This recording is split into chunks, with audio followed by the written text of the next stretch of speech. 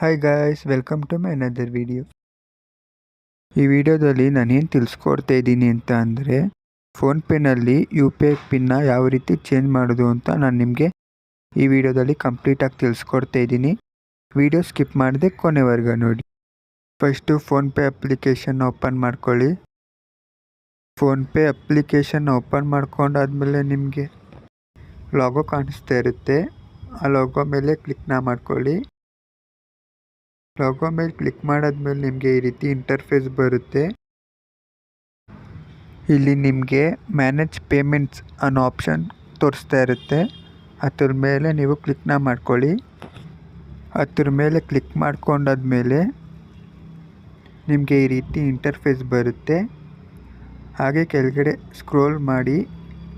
Scroll ಮಾಡಾದ್ಮೇಲೆ ನಿಮಗೆ UPI bank account ಅನ್ನೋ ಆಪ್ಷನ್ ತೋರಿಸ್ತಾ ಇರುತ್ತೆ. ಅದ್ರ ಮೇಲೆ ನೀವು ಕ್ಲಿಕ್ನ ಮಾಡ್ಕೋಬೇಕಾಗುತ್ತೆ. ಕ್ಲಿಕ್ ಮಾಡಾದ್ಮೇಲೆ ನಿಮಗೆ ಈ ರೀತಿ ಇಂಟರ್ಫೇಸ್ ಬರುತ್ತೆ.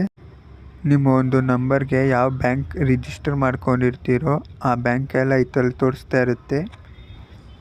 ನೀವು ಯಾವ UPI ಪಿನ್ನ ನೀವು ಚೇಂಜ್ ಮಾಡಬೇಕು ಅಂತ ಇದ್ದೀರೋ ಆ ಬ್ಯಾಂಕ್ ಮೇಲೆ ನೀವು ಕ್ಲಿಕ್ನ ಮಾಡ್ಕೊಳ್ಳಿ. ನಾನು ಬಂದ್ಬಿಟ್ಟು ಕೆನರಾ ಬ್ಯಾಂಕ್ UPI ಪಿನ್ನ ನಾನು ಚೇಂಜ್ ಮಾಡಬೇಕು. ಅದಕ್ಕೆ ನಾನು ಕೆನರಾ ಬ್ಯಾಂಕ್ ಮೇಲೆ ಕ್ಲಿಕ್ನ ಮಾಡ್ಕೊತಾ ಇದ್ದೀನಿ. ಕ್ಲಿಕ್ ಮಾಡಾದ್ಮೇಲೆ ನಿಮಗೆ ಈ ರೀತಿ ಇಂಟರ್ಫೇಸ್ ಬರುತ್ತೆ.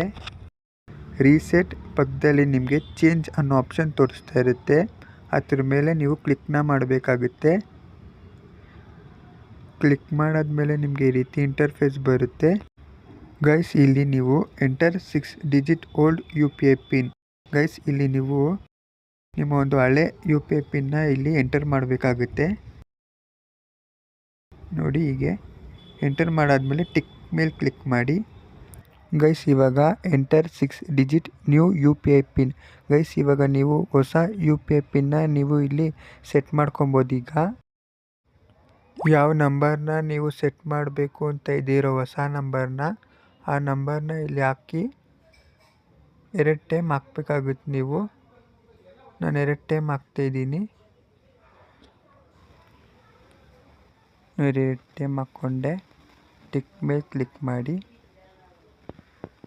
ಇವಾಗ ನೋಡಿ guys, successfully updated UPI pin ಅಂತ ಬಂದಿದೆ.